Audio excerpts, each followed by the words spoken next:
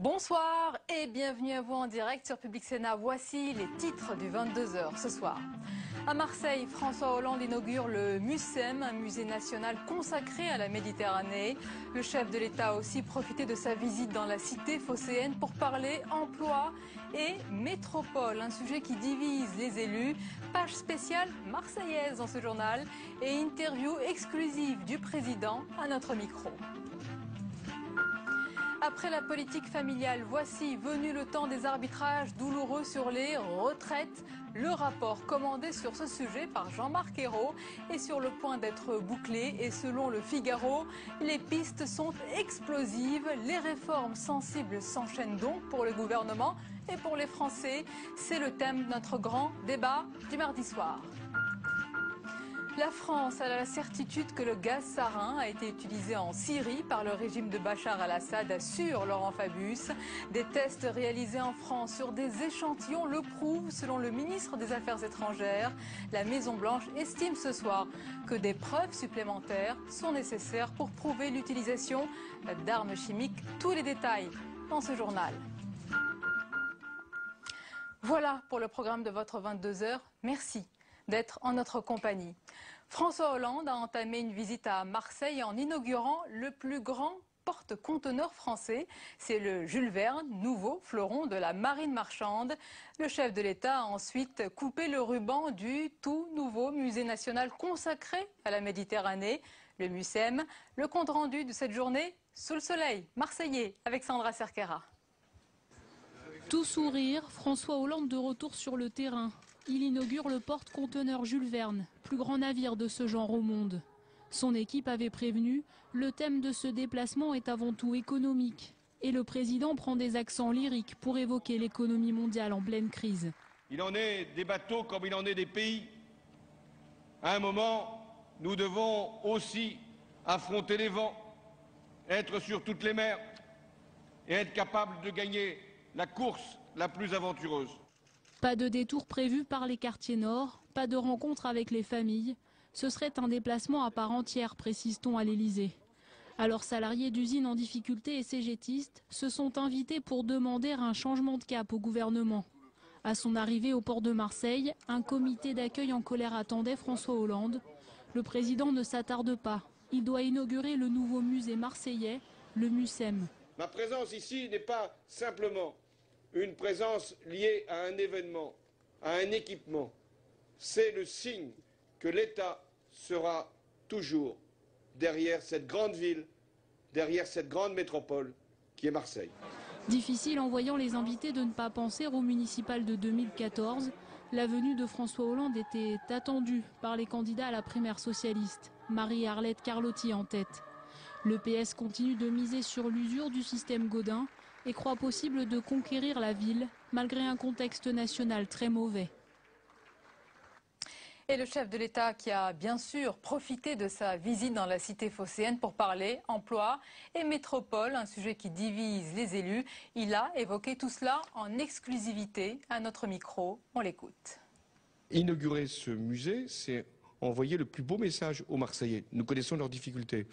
L'emploi, notamment le chômage des jeunes, l'insécurité. Nous devons traiter ces deux fléaux, le chômage des jeunes et l'insécurité, qui ne sont pas d'ailleurs sans lien l'un avec l'autre. Mais en même temps, nous devons montrer ce qui, pour Marseille, est une source d'espoir. Vous avez parlé des emplois d'avenir, c'est une source aussi d'emploi pour la ville, alors que ça a un petit peu de mal peut-être à bouger, en tout cas pour cette ville. Oui, c'est pour ça que j'ai lancé un appel aux élus. Ils ne peuvent pas dire qu'il n'y a pas suffisamment de réponses en termes d'emploi pour les jeunes qui sont aujourd'hui désœuvrés et ne pas s'engager comme l'État le fait. Et donc je leur dis, l'État met 75% pour les emplois d'avenir. Il reste 25% pour que des associations puissent recruter des jeunes pour faire des travaux utiles avec 100% de la rémunération couverte. Qu'ils le fassent. Et j'ai même dit que je voulais à Marseille, exceptionnellement à Marseille, qu'on puisse étendre les emplois d'avenir, y compris au secteur privé. Et enfin, qu'il y aurait l'extension des zones franches à des territoires qui ne sont pas couverts par la zone franche. Qu'est-ce que l'État peut faire davantage? Mais ce que les élus doivent faire et doivent comprendre, c'est qu'ils ne peuvent pas être simplement dans le regard sur la solidarité nationale sans apporter la leur. Vous en appelez aussi aux élus pour Marseille Métropole, des élus socialistes qui n'ont pas l'air convaincus. Ils ont tort. Je ne parle pas simplement des élus socialistes ou des élus de droite. Je pense qu'il y a un moment où Marseille ne peut pas rester dans ses frontières, où les 6 communautés d'agglomération sur ce territoire ne peuvent pas avoir 6 politiques différentes. Donc nous voulons de la simplification, nous voulons de la modernisation, nous voulons de la cohésion. Démontrons que nous pouvons le faire pour Marseille. Alors, il ne s'agit pas de faire absorber par Marseille toutes les communes périphériques. Il s'agit de créer un instrument, la métropole, qui aura des compétences sur le transport, sur l'économie, sur les grands équipements, tout en laissant les communes et les communautés qui existent aujourd'hui en pleine liberté de mener d'autres politiques. Voilà pour cette interview exclusive au micro de Michael Zamès. Et je vous le disais, double inauguration à Marseille pour le chef de l'État. D'abord, le plus gros porte-conteneur français, c'est le Jules Verne. Et puis, le MUCEM, c'est le musée des civilisations de l'Europe et de la Méditerranée, nouveau phare de Marseille. Ce musée est investi d'une lourde mission, attirer 300 000 visiteurs par an et contribuer bien sûr au rapprochement entre les 2 rives méditerranéennes. Je vous propose justement un aperçu de ce magnifique lieu architectural à l'entrée du Vieux-Port avec Pierre Bon-Joseph. Regardez. Le voici, tous l'attendaient avec impatience. Vaisseau amiral de Marseille-Provence 2013, le MUCEM accueillera derrière ses murs de résille de béton les collections parisiennes de feu, le musée des arts et traditions populaires. La Méditerranée comme source d'inspiration. Il parle à l'horizon métaphysique de la Méditerranée, il parle au ciel, il parle à la terre, il parle à la mer. Et Sérésie, par exemple, c'est comme si on avait découpé, scanné un bout du fond marin, on l'a relevé pour le mettre sur la façade. Derrière la poésie, la technique. 6000 pages de calcul antisismique, un béton emprunté à l'industrie nucléaire et pas moins de 13 brevets déposés. Pour son architecte et ingénieur, derrière la prouesse, c'est surtout le symbole du renouveau de Marseille. Il faut cesser de martyriser cette ville. Il faut cesser de la martyriser. C'est important. Lorsqu'il y a eu la journée d'inauguration, la soirée d'inauguration pour Capitale de la Culture, il y avait 450 000 personnes dans la rue. Il n'y a pas eu un seul acte de violence. Vue des quartiers nord, la capitale de la culture paraît bien loin. Les habitants ont été échaudés par les projets farfelus et coûteux imaginés par des artistes, comme cette proposition de jardin éphémère au pied des tours à 400 000 €. Donc ce côté éphémère, ça a été vraiment le mot qui a en plus fait déborder le vase, c'est-à-dire c'est la goutte d'eau qui avait débordé le vase, c'est-à-dire pour tout le monde ça a été mais pour qui on nous prend finalement? On vient faire joujou là et puis déjà on ne nous associe pas, mais en plus la création qui coûte autant de fric, des artistes qui viennent ici puis après plus rien. Mais au final, Marseille-Provence 2013 et ses 800 événements, c'est un peu l'arbre qui cache la forêt. 650 millions d'euros investis dans la réhabilitation de la ville. 6 mois après l'ouverture, s'il est encore trop tôt pour tirer un premier bilan, le pari d'une métamorphose durable de la ville semble d'ores et déjà gagné. Et pendant ce temps, en Méditerranée, Manuel Valls poursuit sa visite sur l'île de Beauté, une visite marquée par la menace du Front de libération nationale de la Corse. Le FLNC se dit prêt à reprendre les armes dans un communiqué particulièrement virulent. Julie Hulin. Il est arrivé hier sur l'île de Beauté dans un contexte tendu. Sa venue était très critiquée par les autonomistes et les indépendantistes. Dès ce midi, Manuel Valls en a eu la preuve avec un communiqué d'une branche du Front de libération nationale corse. Soit l'État français prend la mesure de l'effet désastreux de sa gestion de la Corse, soit il poursuit son rôle actif dans la destruction de notre peuple. Soit le FLNC se dit prêt à reprendre les armes. Face à ces menaces, le ministre de l'Intérieur reste ferme, refusant toute forme de négociation. Une prise de position partagée par tous. C'est tout à fait scandaleux, constamment. Sous un paravent d'autonomie ou de nationalisme, en fait, de déséquilibrer totalement la vie de ce territoire. Vous savez, il y avait un ancien Premier ministre qui avait dit s'ils demandent leur indépendance, qu'on leur donne.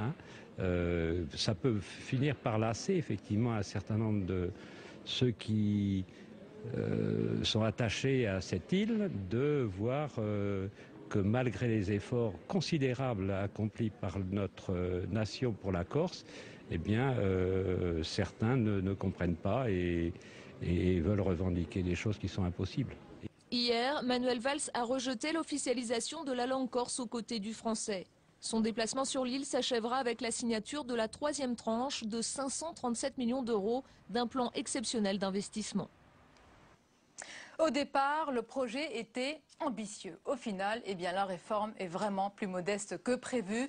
Il n'y aura pas de grand soir de la moralisation de la vie politique. Les déclarations de patrimoine des parlementaires ne seront pas publiées, mais seulement consultables en préfecture. Une reculade dénoncée ce soir par les écologistes.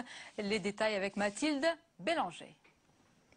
C'était début avril, dans le sillage de l'affaire Cahuzac, François Hollande promettait la transparence sur les patrimoines des ministres et des parlementaires. Finalement, la montagne devrait accoucher d'une souris. Les élus devront bien remplir une déclaration de patrimoine qui sera consultable en préfecture, mais elle ne pourra pas être diffusée. Une reculade pour l'opposition et pour les écologistes qui étaient très favorables au texte. Il y a une urgence, le président de la République annonce rapidement des mesures fortes.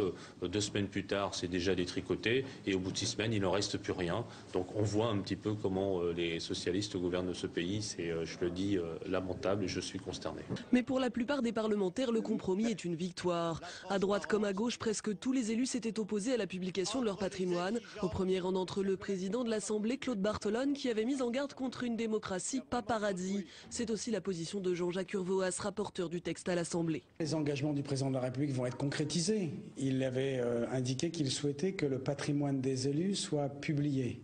Il va l'être. Simplement, il ne va pas être ouvert à tout vent. Pour contrôler ces déclarations, le projet de loi prévoit la création d'une haute autorité de la transparence qui pourra procéder à des vérifications auprès de l'administration fiscale. Le texte sera débattu à l'Assemblée entre le 17 et le 19 juin. Ça coince pour Paris, mais ça passe facilement pour Lyon. Non, ce n'est pas du football, mais bien de la politique, avec le projet de métropole inclus dans le texte sur la décentralisation. Hier, les sénateurs rejetaient le projet de métropole parisienne et aujourd'hui, ils ont dit oui à Lyon. La ville a donc permis le consensus politique. On voit tout cela avec Marie Brémaud. Un mot. C'est Lyon, hein. Le maire de Lyon, visiblement impatient de débattre en séance de la création de métropole. Gérard Collomb est l'un des rares sénateurs enthousiastes sur ce premier volet de la décentralisation.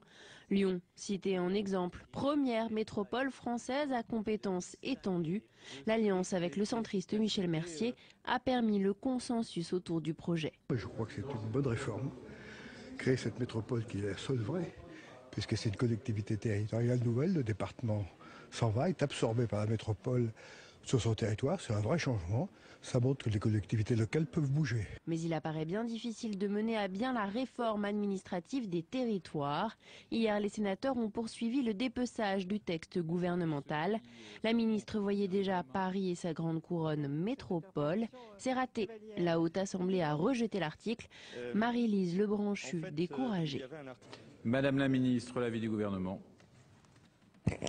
Monsieur le Président, moi je serais naturellement défavorable, mais j'ai comme une impression de solitude. C'est une fusion des communes déguisées. Les maires n'ont plus de pouvoir, tout va à la métropole, tout. On nous a laissé quand même l'état civil, ce qui est pas mal. Les élus des Bouches-du-Rhône comptent bien tordre le cou au projet de la métropole Aix-Marseille-Provence. Cela devrait être le prochain coup de canif porté à un projet de loi qui un peu plus chaque jour se réduit comme peau de chagrin. Et dans l'actualité, ce soir, après la politique familiale, voici venu le temps des arbitrages douloureux sur les retraites. Le rapport commandé sur ce sujet par Jean-Marc Ayrault est sur le point d'être bouclé. Et selon le quotidien Le Figaro, les pistes sont explosives. Révolutionner les règles de calcul de la retraite des fonctionnaires, augmenter les charges patronales, imposer davantage les retraités. Le rapport de la commission Moreau sur l'avenir des retraites propose, vous le voyez, une série de mesures détonnantes. Les réformes sensibles s'enchaînent donc pour le gouvernement et surtout pour les Français. Politique familiale et retraite, on en parle avec nos invités ce soir que je vous présente avec plaisir. Yves Daudigny, bonsoir. Bonsoir. Et bienvenue, vous êtes rapporteur général de la Commission des affaires sociales au Sénat. Merci d'être avec nous. Fabienne Keller, bonsoir. Bonsoir. Bienvenue, vice-présidente de la Commission des finances au Sénat. Avec nous également Jean-Louis Desroussans, bonsoir. Bonsoir. Bienvenue, vous êtes président du conseil d'administration de la CNAF, c'est la Caisse nationale des allocations familiales. Avec nous également Gilles Séraphin, bonsoir. Bonsoir. Bienvenue, vous êtes sociologue et vous travaillez sur les questions de politique familiale. Votre dernier ouvrage s'intitule « Comprendre la politique familiale ». Alors d'abord, parlons de ces pistes détonnantes sur la réforme des retraites. Yves Daudigny, après la sensible réforme de la famille, celle des retraites se prépare, se dessine. Est-ce que l'heure de vérité approche? Est-ce que c'est une autre douloureuse qui est à venir? Dites-le nous. Je ne sais pas si ce sera douloureux. L'enjeu est exceptionnel, c'est pérenniser notre système de retraite en continuant de le fonder sur un principe qui est un principe de solidarité. Alors il y a dans la question des retraites aujourd'hui un problème arithmétique simple. Les retraites sont payées aux personnes donc qui ne travaillent plus par celles et ceux qui sont en activité. Comme la durée de vie augmente, ce qui est quand même la meilleure information que l'on puisse toujours donner sur notre société, la charge pour ceux qui travaillent est de plus en plus lourde. Il faut donc trouver l'équilibre en gardant un niveau de pension suffisant pour que la période de retraite soit une période de vie et de bonne qualité de vie. Fabienne Keller, vous entendez les mots d'Yves Daudigny, les mêmes que ceux employés par Jean-Marc Ayrault, justice et solidarité, les principes sur lesquels était basée la politique familiale et ceux sur lesquels seront basée la réforme des retraites. C'est de nature à vous rassurer? Alors moi je suis impressionnée par le virage à 180 degrés.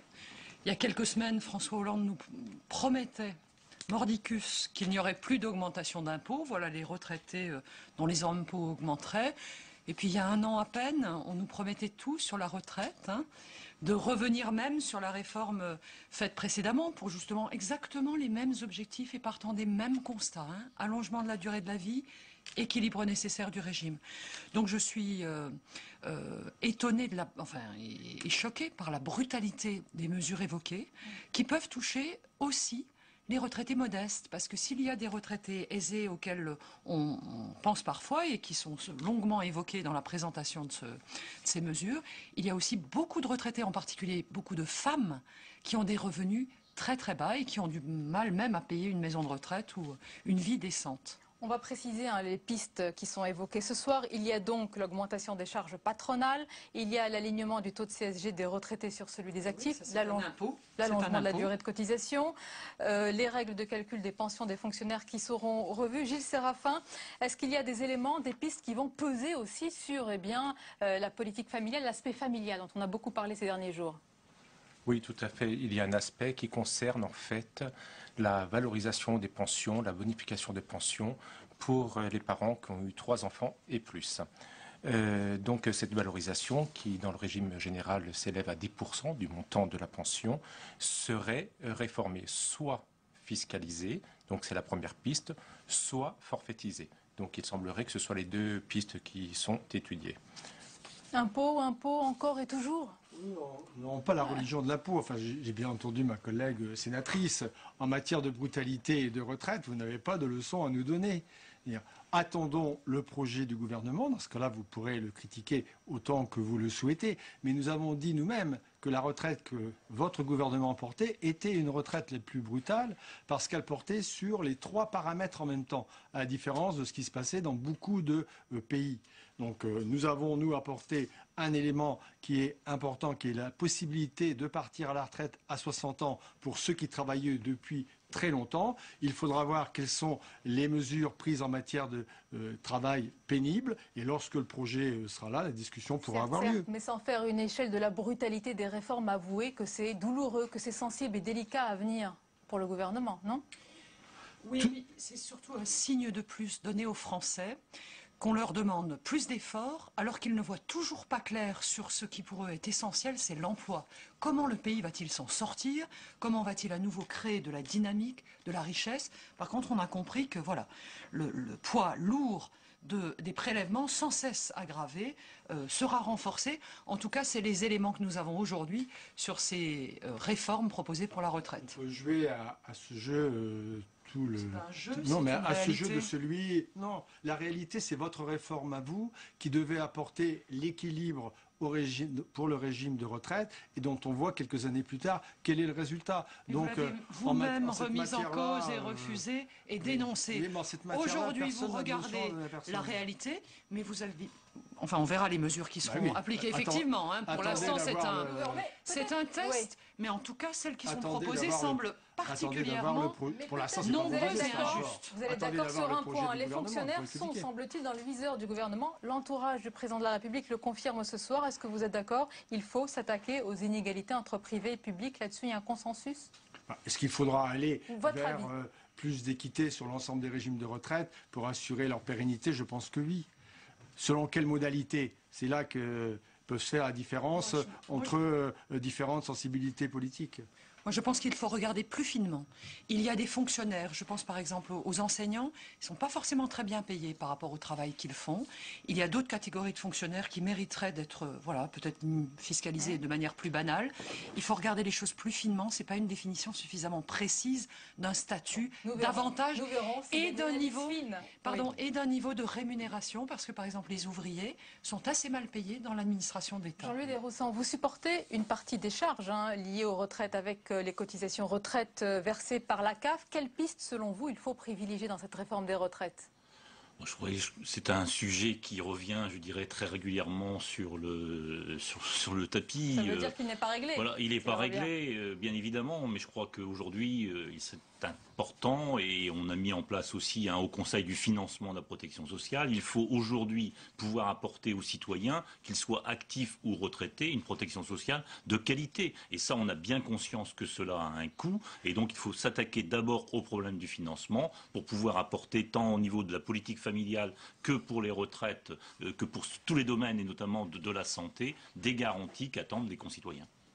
Oui, vous disiez, est-ce que c'est une réforme difficile? Bien sûr, c'est Michel Rocard qui avait indiqué déjà longtemps que ce sujet pouvait faire tomber je ne sais combien de gouvernements. Avec le risque de la rue, vous en êtes conscient? Oui, mais nous verrons quelles seront les méthodes utilisées, quel sera le niveau de négociation, quel sera le niveau d'engagement des partenaires sociaux et quelle sera l'attitude du gouvernement. Et là, nous pourrons juger sur les faits. Et nous aurons donc l'occasion d'en reparler. Alors, autre réforme, celle de la politique familiale, un moindre mal. C'est ainsi que la presse juge aujourd'hui, vous allez le voir, la décision du gouvernement d'abaisser le plafond du quotient familial. La plupart des titres pointent aussi aujourd'hui la ponction fiscale supplémentaire décidée par l'exécutif en dépit des promesses de François Hollande. Fabienne Keller, hier, l'opposition a joué son rôle en s'opposant justement à la décision du gouvernement. Mais dites-vous ce soir, avec un peu de recul finalement, que c'est un moindre mal, que c'est un choix pragmatique du gouvernement sur la politique familiale? C'est un choix qui est le sien, certes, la déduction maximale de la demi-part fiscale. C'est un choix franchement dont j'ai du mal à mesurer l'impact sur les familles. Il est clair qu'une fois de plus, ce sont des classes moyennes qui seront touchées. Alors c'est très compliqué de voir dans quel barème exactement. Mais je voudrais surtout m'inquiéter de la réalité du plan qui est proposé en compensation. Vous savez, c'est 275 000 places d'accueil pour jeunes enfants qui sont programmés. Consensuel de la réforme. Ou c'est peut-être un leurre. Pourquoi? Parce que c'est flou. Les deux financeurs principaux sont les allocations familiales, la caisse nationale et les caisses locales, d'une part, et les communes, d'autre part. 2 milliards de dépenses de plus, alors qu'on a une caisse nationale qui est déjà en déficit, déjà en difficulté, et des communes dont la situation n'est pas commode, et pour lesquelles les financements d'État vont reculer d'1,5 milliard l'année prochaine. Donc l'État annonce des mesures qu'il ne paye pas. C'est assez commode, mais assez irréaliste. C'est une réalité et inquiétant pour l'avenir. La réalité, c'est qu'il y a aujourd'hui une forte demande de la part des parents, donc de nos familles allocataires, de trouver une solution d'accueil pour leurs jeunes enfants. Je crois que c'est un élément essentiel pour ces familles de pouvoir concilier cette vie familiale, cette vie professionnelle. Donc il faut nécessairement que l'on s'engage.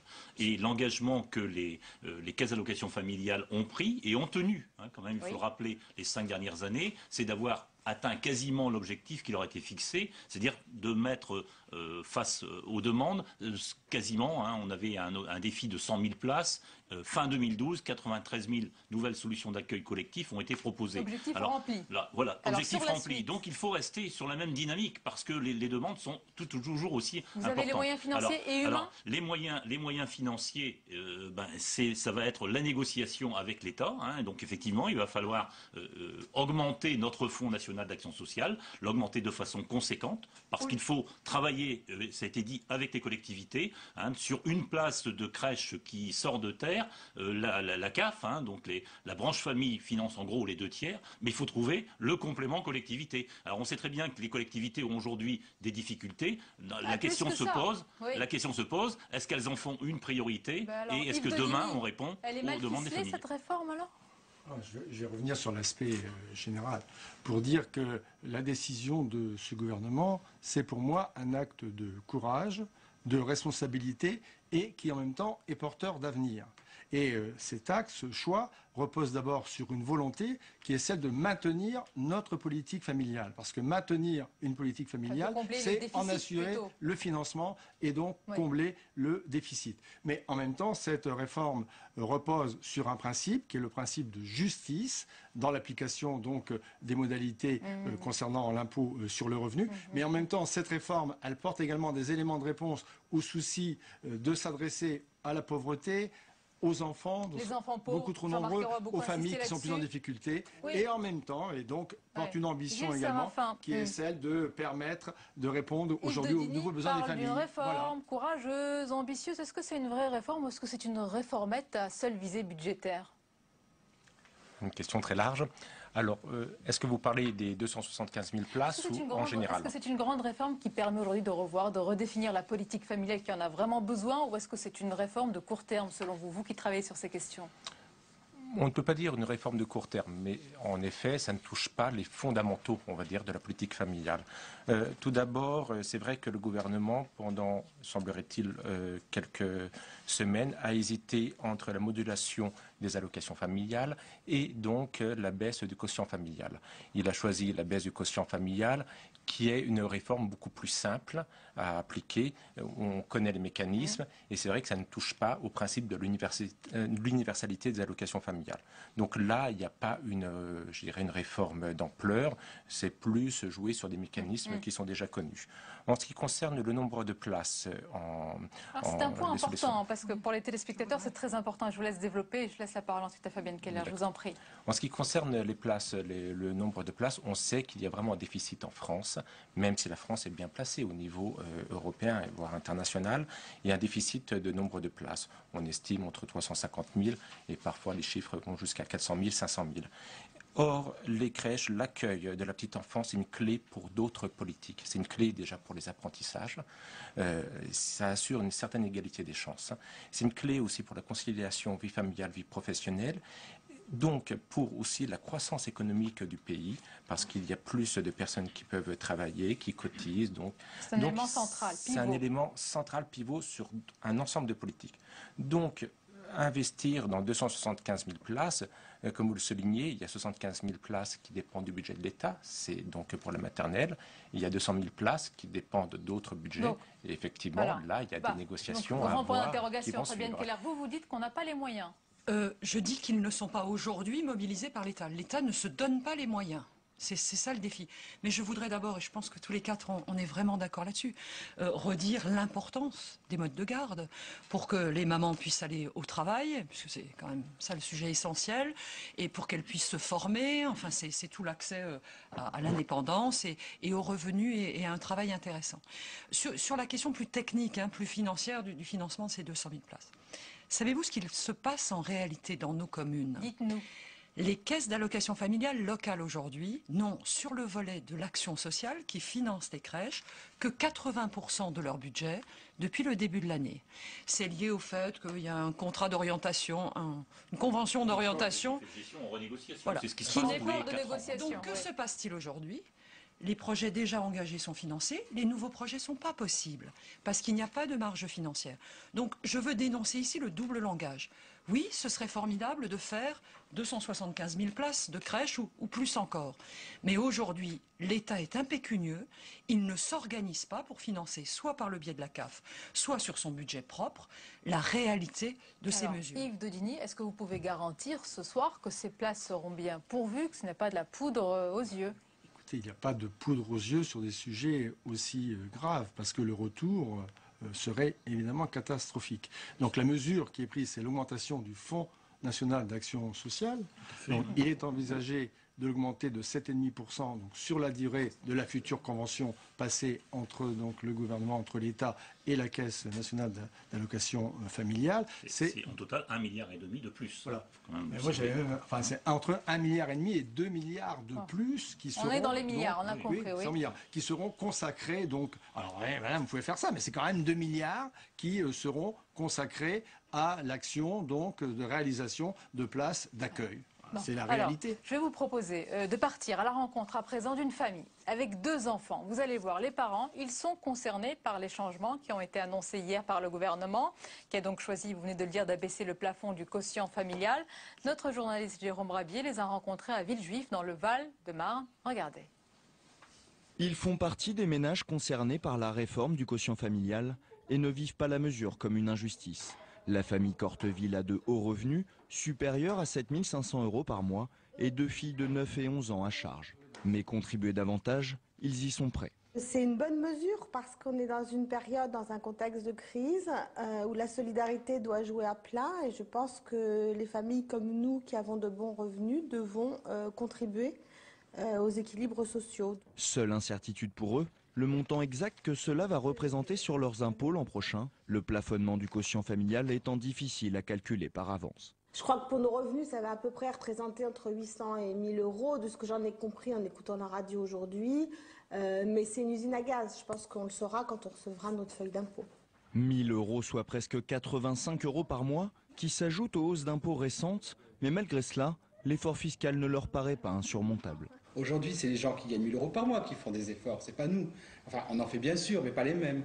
Eux, ils sont dans la souffrance. Nous, on est dans la gestion de payer un peu moins. Électeurs de gauche assumés, ils auraient même préféré une suppression ou une diminution des allocations familiales pour les familles aisées. Mais ils espèrent surtout une clarification sur la politique fiscale générale du gouvernement. Il manque 1 milliard, on pond une mesure pour reponctionner ce milliard. Moi, ce que j'attends, c'est une réforme fiscale beaucoup plus ample, où on verrait une bonne fois pour toutes jusqu'où on va et comment l'effort se répartit à long terme. Une réforme fiscale promise pendant la campagne présidentielle, mais qui semble pour l'heure abandonnée. C'est au compte-gouttes, en fonction des futures réformes, qu'ils s'attendent désormais à être sollicités. Voilà, on peut résumer. Réaction mi-figue, mi-raisin de ce couple avec 2 enfants. D'un côté, ils disent oui, c'est une bonne mesure. On a les moyens de payer par rapport à d'autres, donc on peut le faire, on va le faire. De notre côté, ils disent usine à gaz et puis ils dénoncent le fait qu'il n'y a pas de politique fiscale. Mais ça passe, Fabienne Keller. Réforme sensible qui passe aujourd'hui.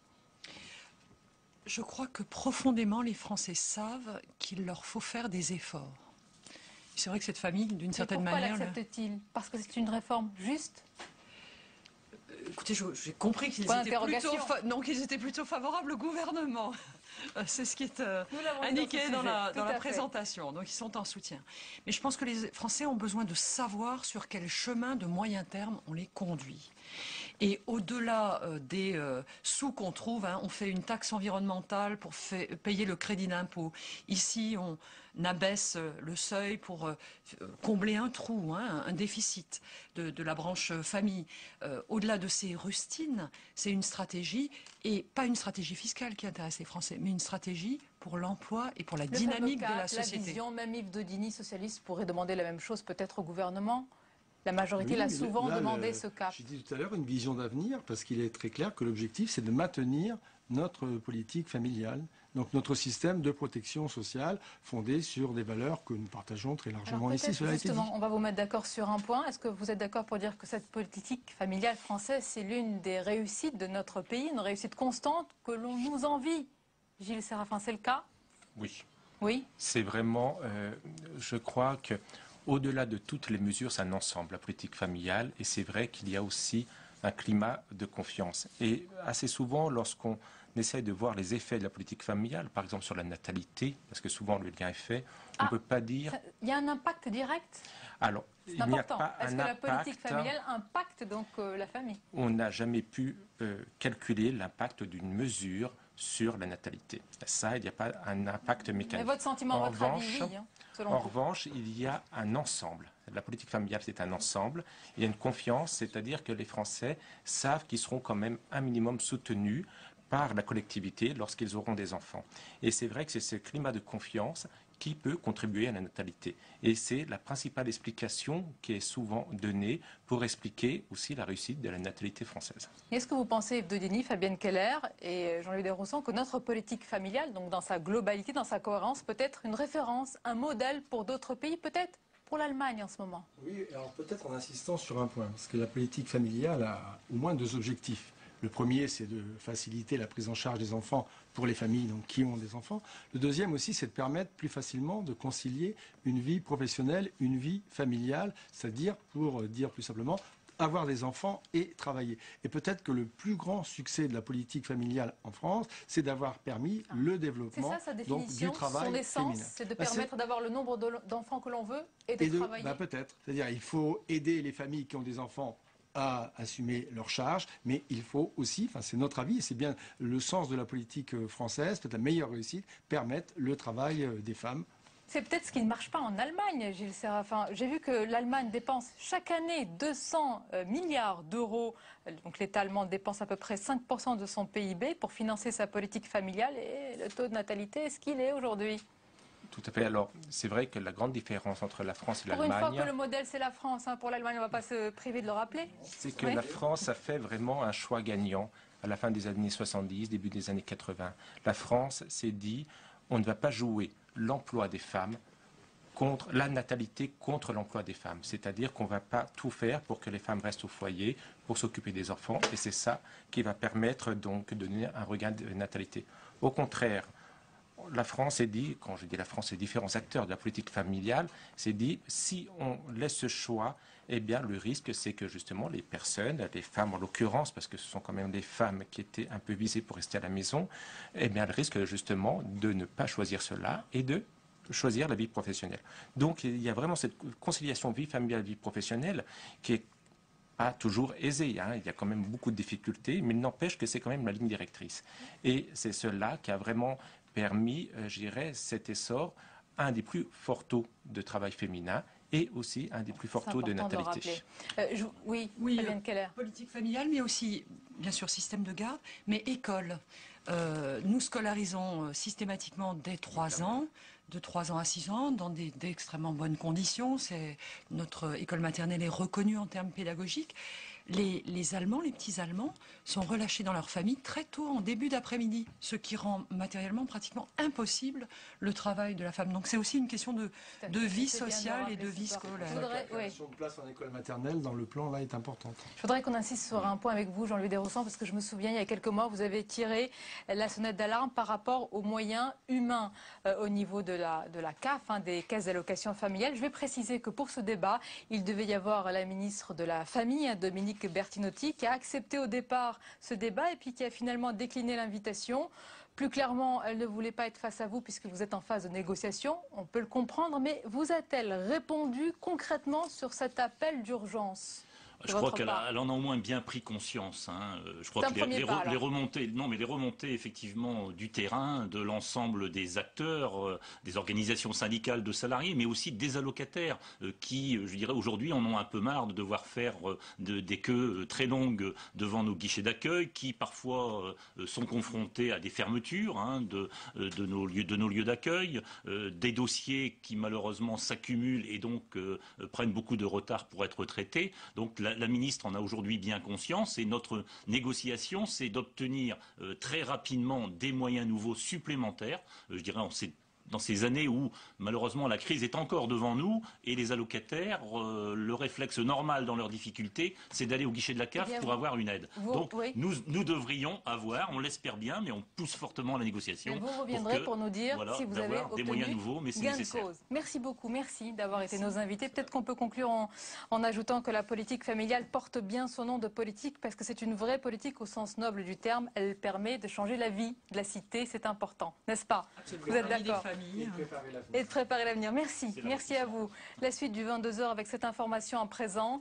La France qui a la certitude que le gaz sarin a été utilisé en Syrie par le régime de Bachar al-Assad. C'est ce qu'assure ce soir Laurent Fabius. Alors des tests réalisés en France sur des échantillons le prouvent selon le ministre des Affaires étrangères. Mais la Maison-Blanche estime ce soir que des preuves supplémentaires sont nécessaires pour prouver l'utilisation d'armes chimiques. On voit tout cela avec Cécile Sixou.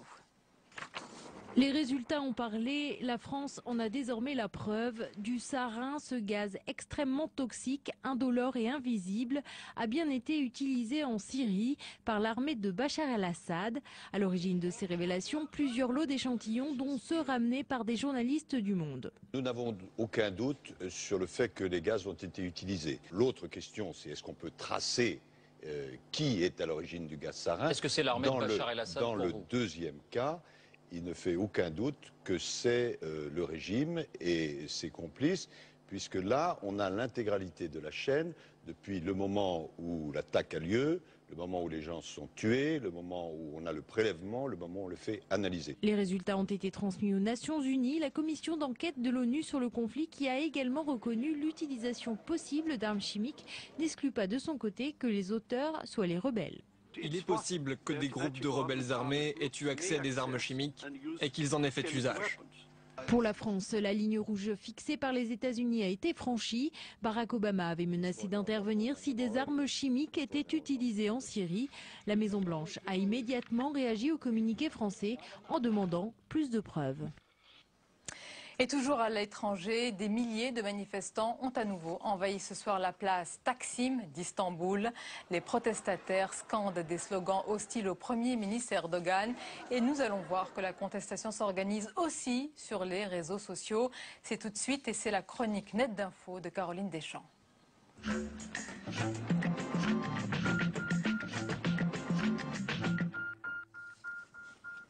Bonsoir Caroline. Bonsoir Sonia. Alors nous retrouvons maintenant cette chronique Net d'Info et on voit que les événements en Turquie se déroulent aussi sur le net et les réseaux sociaux. Et oui Sonia, comment imaginer aujourd'hui une mobilisation de cette ampleur sans les réseaux sociaux?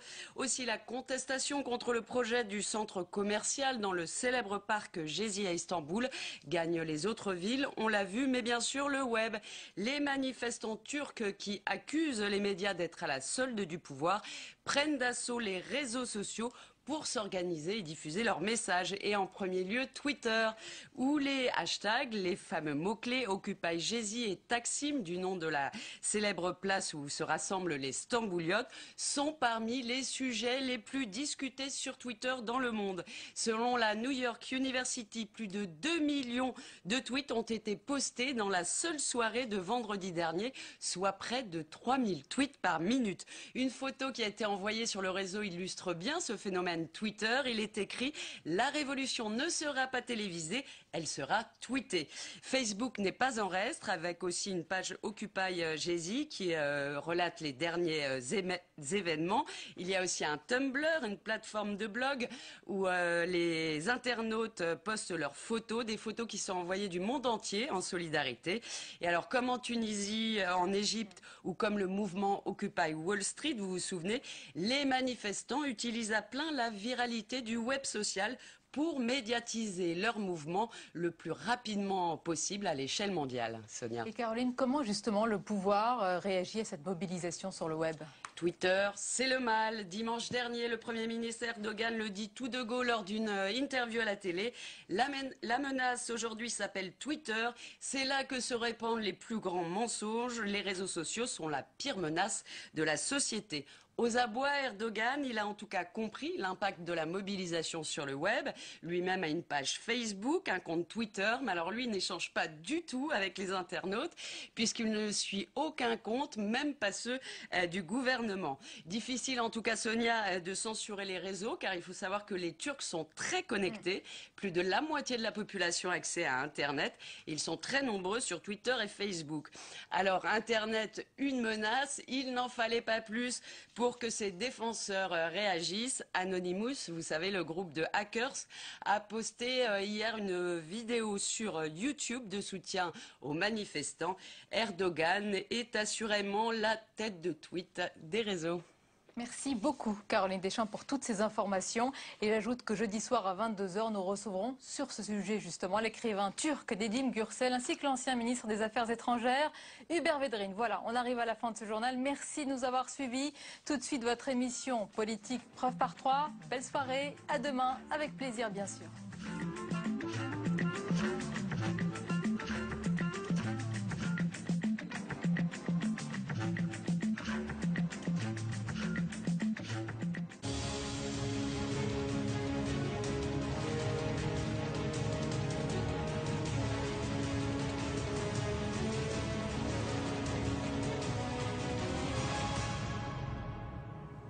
Stéphane Le Foll, l'un des ministres les plus proches du chef de l'État, François Hollande, est l'invité de Preuve par 3. Bonsoir. Monsieur Le Foll, merci d'être avec nous. Vous êtes en charge de l'agriculture et aussi au gouvernement du Club des Hollandais, dit-on, ces élus qui ont partagé un long compagnonnage avec le chef de l'État.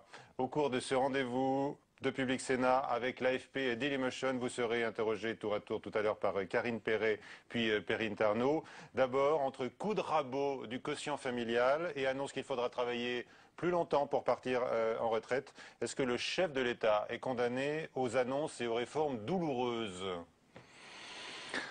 On est dans une situation où on a trouvé des déficits partout, et en particulier jusque dans la branche famille, 2,5 milliards.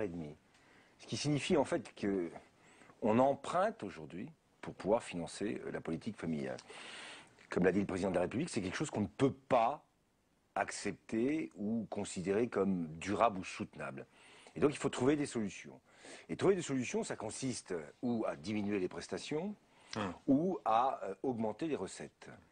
Et à faire en sorte qu'on trouve un équilibre. Alors, on connaît le choix du chef de l'État. Le choix a été celui du quotient familial, raboté, qui permet de maintenir l'universalité des allocations familiales et qui fait que on demande une contribution à ceux qui ont les revenus les plus élevés sans remettre en cause cette universalité Alors, la des allocations contribution, familiales. 1 000 € de plus par an, hein, pour plus de 10% des ménages. Or, non, ça dépend des ménages, ça oui, dépend du nombre d'enfants.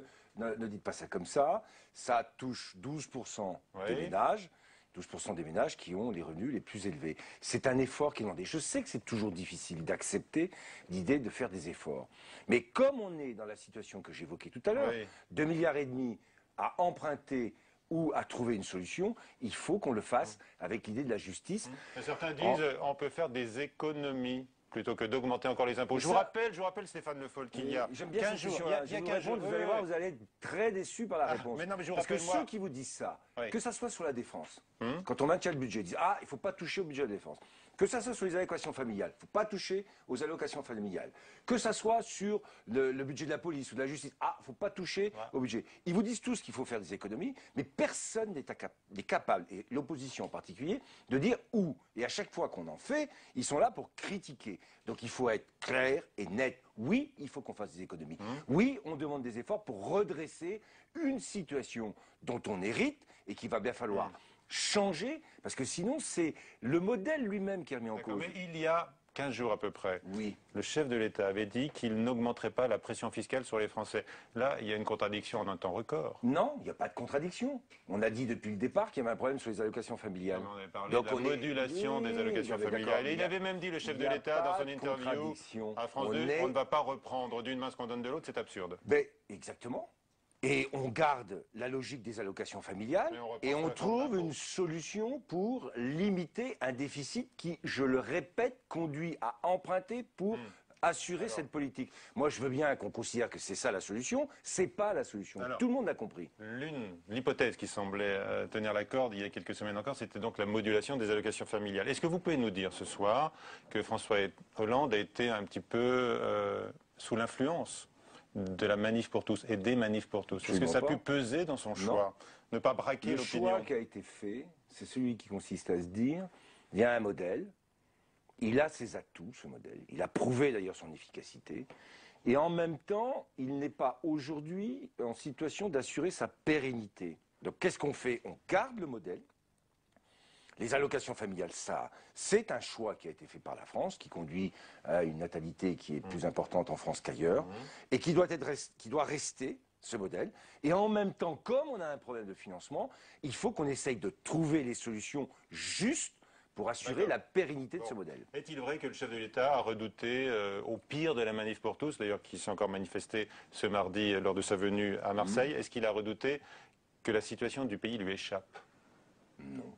Je n'ai jamais entendu dire que la situation du pays pouvait lui échapper. On a parfaitement mesuré, et lui, le premier, ce qu'était la mobilisation, et ce que serait d'ailleurs la mobilisation sur un débat de société où on connaît les réticences, les résistances à certaines évolutions et à certains progrès. Il n'y a qu'à se rappeler dans l'histoire, que ce soit sur l'IVG, que ce soit sur le Pacs, on a eu des débats qui ont toujours été compliqués. Donc on savait ça. C'est pas pour autant qu'on était en train de se demander, et le président de la République surtout, moi je ne l'ai jamais entendu dire quoi que ce soit qui consiste à dire c'est en train de nous échapper. D'accord. Alors on n'a pas parlé des retraites, vous avez posé la question d'emblée également. Est-ce que là également, donc tout le monde devra contribuer à l'effort nécessaire, les déficits, vous l'avez rappelé, dans tout domaine, les actifs, les retraités, les entreprises, les fonctionnaires. C'est manifestement la recommandation de la Commission pour l'avenir des retraites. Là aussi, il faut se préparer à des mesures douloureuses.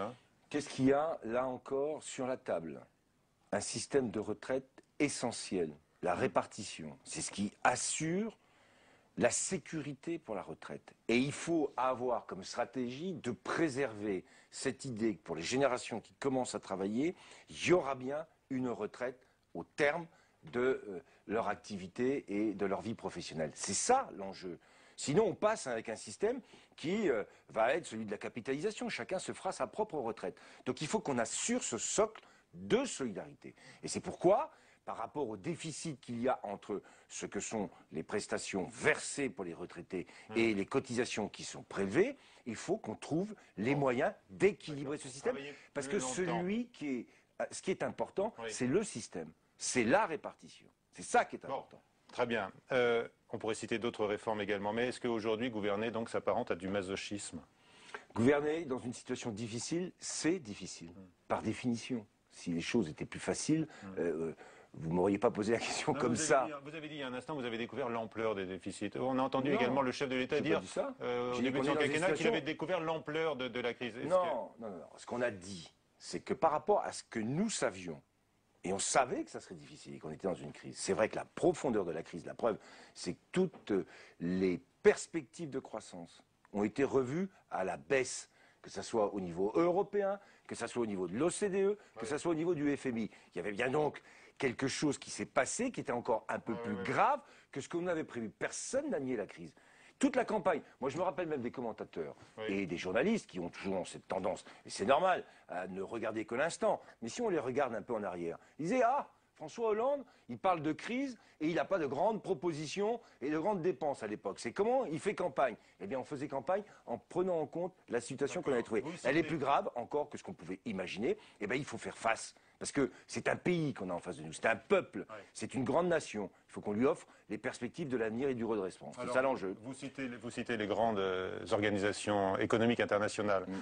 Vous les citez, vous vous appuyez sur elles à propos de l'absence de croissance. Et le FMI répète aujourd'hui même qu'il juge difficile d'inverser la courbe du chômage d'ici la fin de l'année et qu'il va même continuer à augmenter en 2014.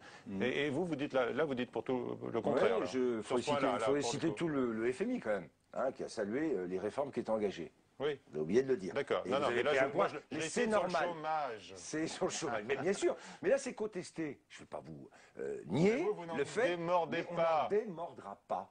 Non. Le président de la République a fixé un cap. C'est pour ne pas désespérer le pays. On a comme objectif d'inverser cette courbe. Eh bien, on se met en ordre de bataille pour inverser la courbe. Mais finalement, quoi qu'on dise à Paris, c'est bien le programme de la Commission européenne qui se met en place.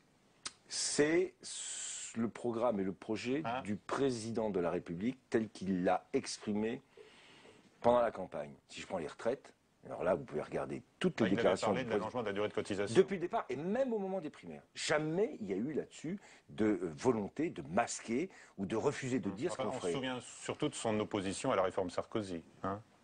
On se souvient de l'opposition à la réforme Sarkozy, qui a toujours été étayée d'ailleurs, de la même manière que l'opposition, je m'en souviens très bien, en 2003 à la réforme de Raffarin, sous Chirac, toujours été la même analyse. Il y avait une manière de traiter cette réforme qui consistait à le prendre sur un angle uniquement comptable et à ne pas tenir compte de ce que nous revendiquons aujourd'hui, c'est que oui, il faudra régler le problème des retraites et la pérennité du système en étant dans une stratégie de justice. D'accord, vous dites toujours ça, comme pour les allocations familiales, juste, efficace. Sauf qu'au bout du compte, on paye plus pour la politique familiale et puis on travaille plus longtemps, peut-être en gagnant moins même au bout du compte. Par définition, oui.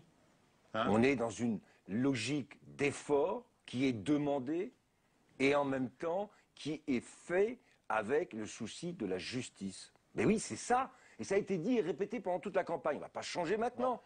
C'est la marque. Je vous interrogeais sur la commission de Bruxelles, qui surveille de très près, qui les réclame, les réformes structurelles engagées ou espérées en France, Stéphane Le Foll. Est-ce que vous partagez l'indignation du président socialiste de l'Assemblée nationale, Claude Barthelone, pour qui la Commission européenne représente un déni de démocratie? Elle est contre le suffrage universel, dit-il, et elle alimente par ses injonctions le rejet de l'Europe. Moi, je ne dirais pas ça. Je dirais simplement que la Commission a un rôle qui est de faire respecter des traités qui ont été signés par des États, qui ont été élus, par des gouvernements et des chefs d'État de manière démocratique, et qu'elle doit s'en tenir à cela. Et que c'est vrai que dans l'expression qui a été celle du président de la Commission, on a eu droit à une espèce de discours de politique générale qui n'avait pas à être fait par le président de la Commission.